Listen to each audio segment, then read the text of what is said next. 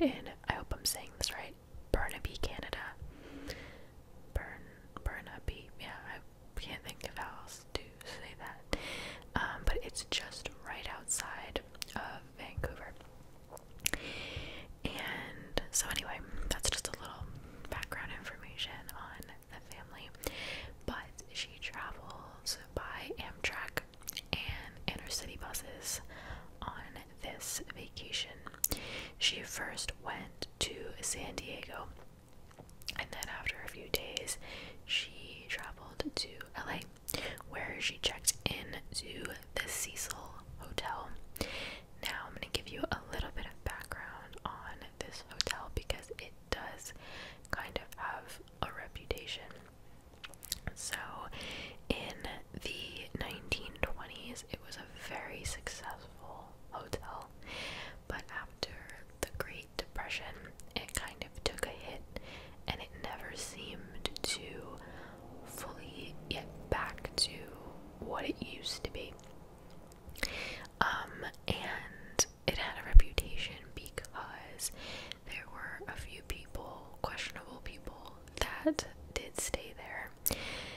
Two serial killers, one by the name of Jack Unsolved, I think that's how you say it, I've never heard of him before, and Richard Ramirez.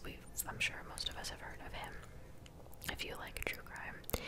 They both stayed there in the height of their, killing sprees while they were active, I should say. While they were active, they did spend some time there. There had also been one suicide that unfortunately took place in the hotel. And around the time that Elisa went missing, and actually after she was found, a journalist by the name of Steve Exon, he spent a night at the hotel. I'm sure he was writing a piece, and so he went and he spent a night there at the hotel himself. And in his writing, a quote that came from it says, "The Cecil will reveal to you whatever it is you're a fugitive from." So I guess it just had that vibe about it when you were there. There was just something about that hotel. Okay, so that's just a little bit of background information.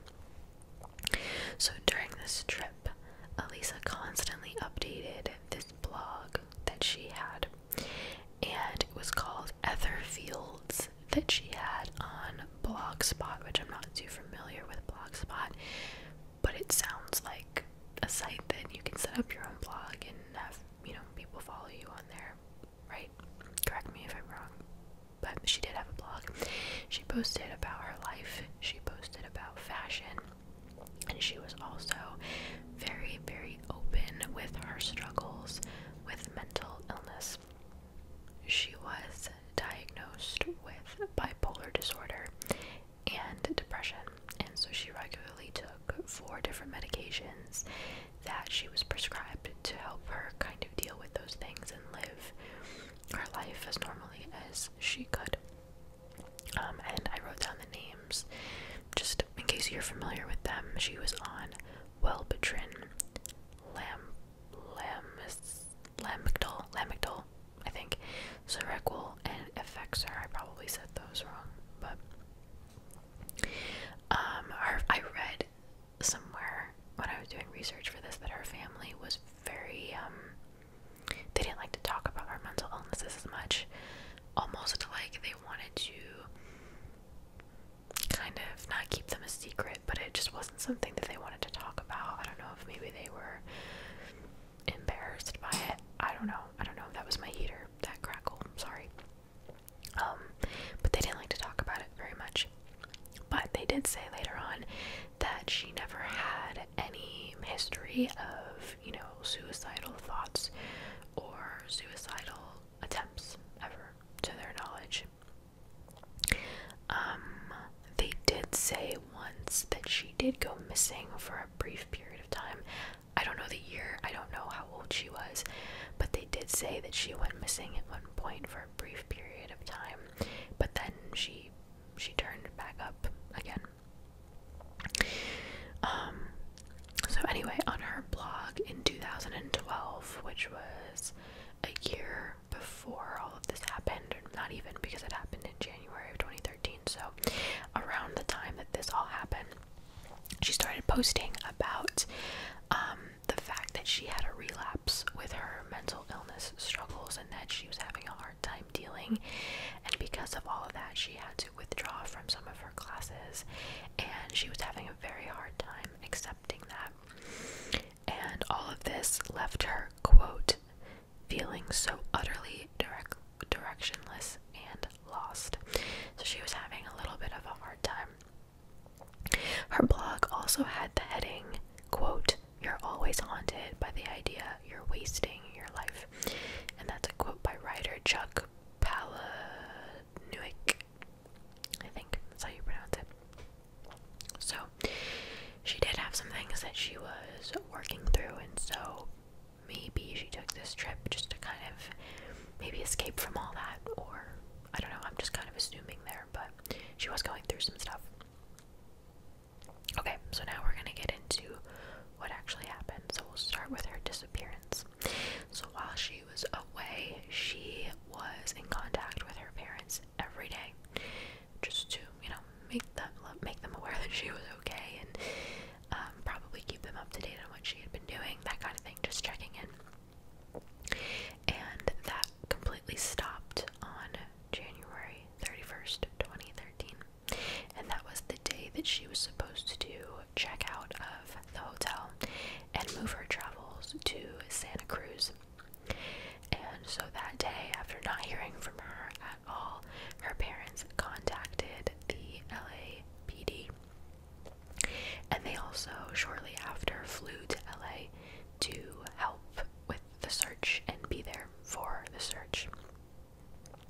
When questioned, the hotel staff did say that they had seen her that day and that she was alone, but they didn't say anything was really weird or out of the ordinary. A manager of a nearby bookstore claimed that she had also seen her that day. She was alone, but that she was very happy, very lively, very polite, and they said, or she said, that she was shopping for some gifts to bring back to her family. So nothing was weird or out of the ordinary. Police searched the hotel as much as they could, and by that I mean they searched any place that was public. They searched her room, and they let their canine dogs, the canine force dogs, around the entire hotel, but they were unable to detect her scent anywhere. Which, can you imagine, like, being her parents and the cops saying, no, we can't search every room? The reasoning for that is that they didn't have a probable cause to actually check every room, because they said there was no evidence that a crime had took place. Which I get, but also, again, being her parents, it's like, what do you mean you can't search every room? Because you never know if someone may have her or whatever. After almost a week of this, authorities realized that they were going to need some outside help, so they took this to the public. They put out flyers. They were very open about the search in the media, on the news, so that more people could see her, and if someone happened to see her, then they could contact police. Now here is probably the biggest development of the whole missing persons case, and I have seen this before. It's a video that has gone viral, but I didn't really know what it was, and then when I was researching this case, I saw the video and I realized that I had seen it before, so maybe some of you have too. So here's the big development. On February 15th, which is about 2 weeks later, 2 weeks and a day, the LAPD released a video of the last known sighting of Elisa on January 31st. This video went viral in just a few days. I think after 10 days it had views in the millions, probably. So it was a surveillance video of her in an elevator in the hotel, and I will post a couple clips for you. I will try so that you can see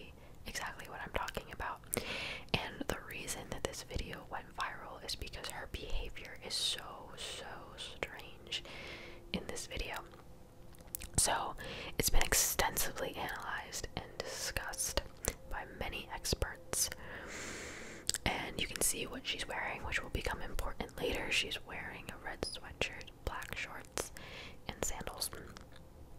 So she comes in the elevator, and she like bends down at the control panel and pushes a whole bunch of buttons, like in a line, just goes down and punches in a bunch of floors.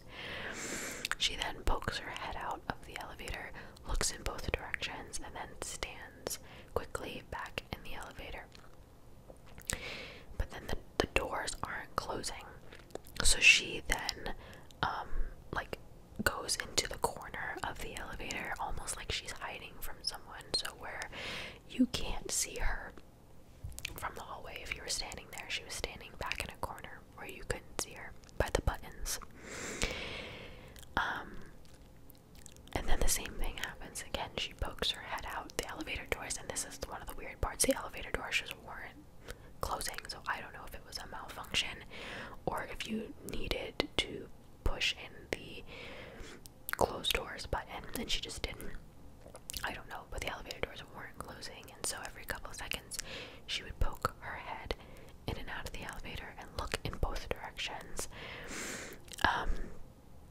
And she also, like, when she steps into the hallway, it seems like she's talking to someone, either like right in front of her or down the hallway, but there's nobody there. So it looks like she's kind of talking to herself. She also, you can see in the video that when she's looking out in the hallway, she like puts her arms up like this and starts like moving her hands like this, like doing this over and over again, and then like talking again, and then she goes back into the elevator and goes back into the corner again. It's very, very weird. So the rest of this I'm gonna read word for word. It's like a more like detailed description of what the video shows. Her right arm can be seen going up to her head, and then she turns to re-enter the cab, the elevator, putting both hands on the side of the door.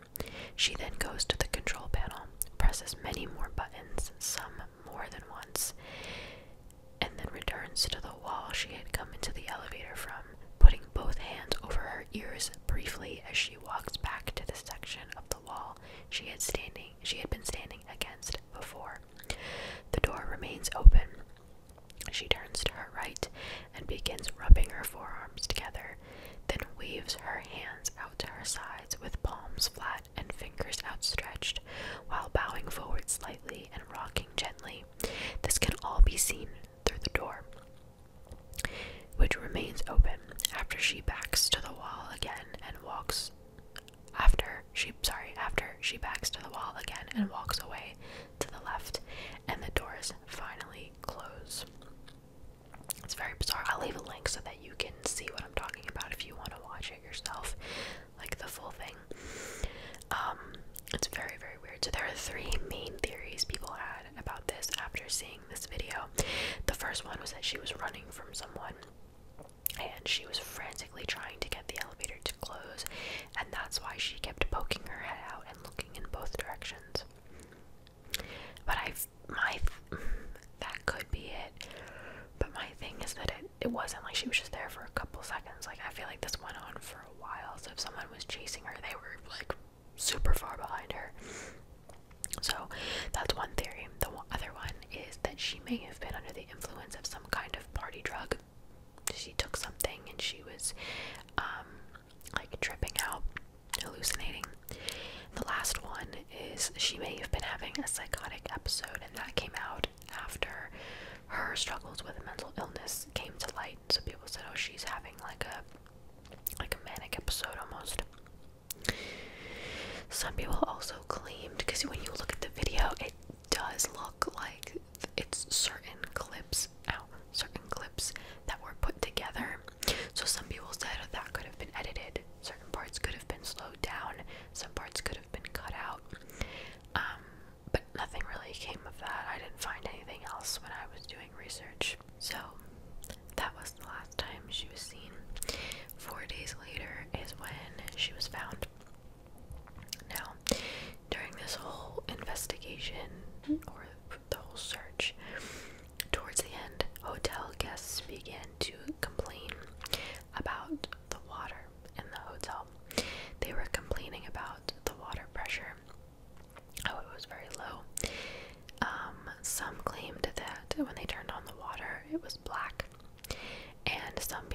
also complained that there was a very unusual taste about the water. Well, Elisa was found in one of the hotel's 4,000-gallon water tanks on the ceiling, or on the roof, and these tanks provided water for the hotel guests, for a kitchen, and for a coffee shop that I'm assuming was in the same building.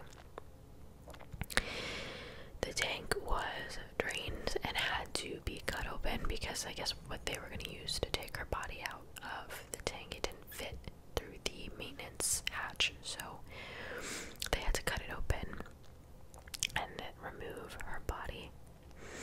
The coroner's report, which was released in June, which this happened in February, and they didn't release it until June, which is a long time. Her poor parents. The report claimed that her body was naked, but her clothes were in the tank with her as well, floating around her. And they were the same clothes that were found in the surveillance video, so that kind of gives you like a timeline of how long she might have been in there.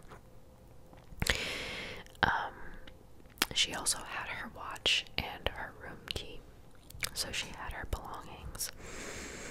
So her clothes would have had to have been taken off when she was already in there. Because so much time had passed, her body was moderately decomposed. It was bloated, obviously, because it had been in water for so long, and it was slightly green. There was no evidence of physical trauma, sexual assault, or suicide. The toxicology tests were kind of incomplete because, again, it had been so long. There wasn't enough blood preserved to complete the test, but what they did find was that there were traces of her medications that she was prescribed in her body, so that was normal.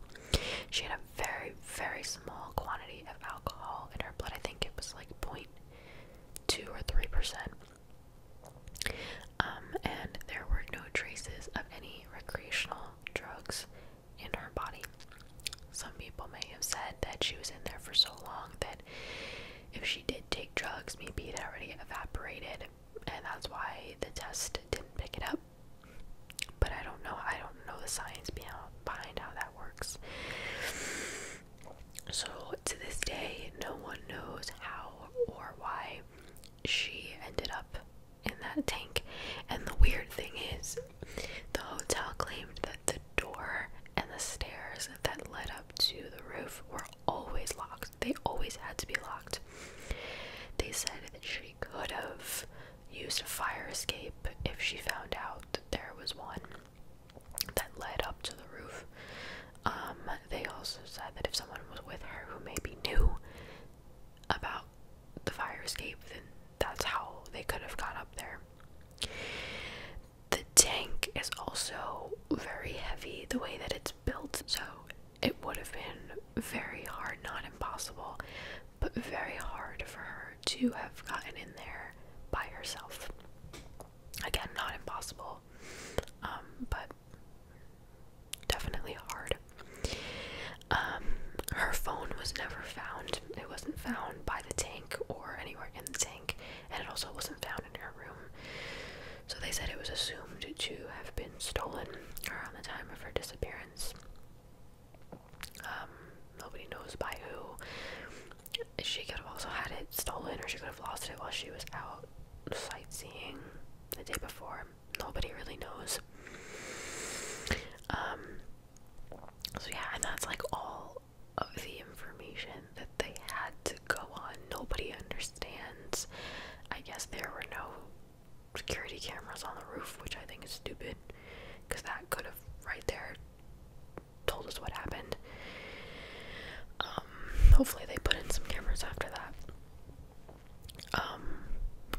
But yeah, nobody knows. It's very weird because the whole elevator thing, it could hint that maybe she was alone, and maybe she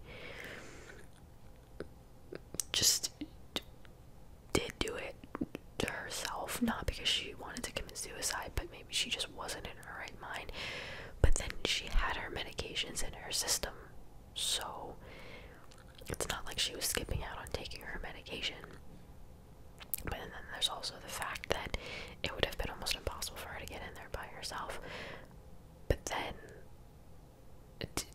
if it was somebody else that did this to her, why were her clothes not on her, but still in the tank, unless the person could have thrown the clothes in there after her and then locked her in there? I don't know. Nobody knows.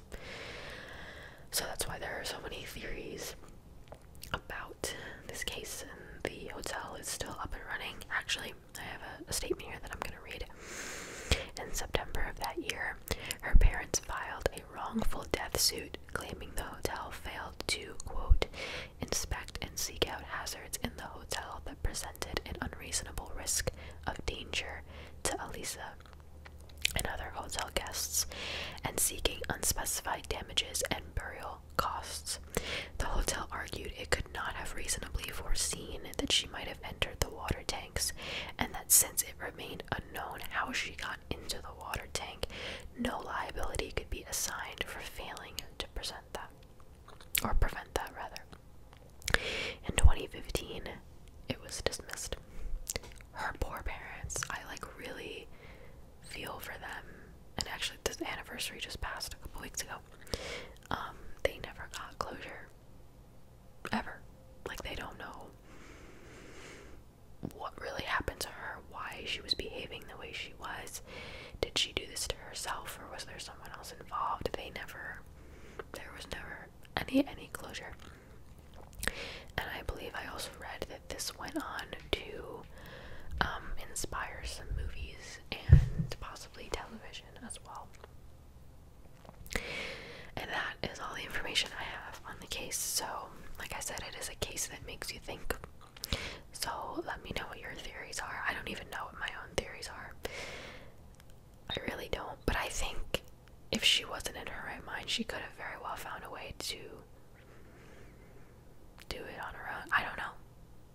But then it also seems very unlikely that she did it on her own. I don't know. There's just so many weird components to this case. So definitely let me know your thoughts down in the comments if you're still awake. And I hope that you guys enjoyed this video. Stay safe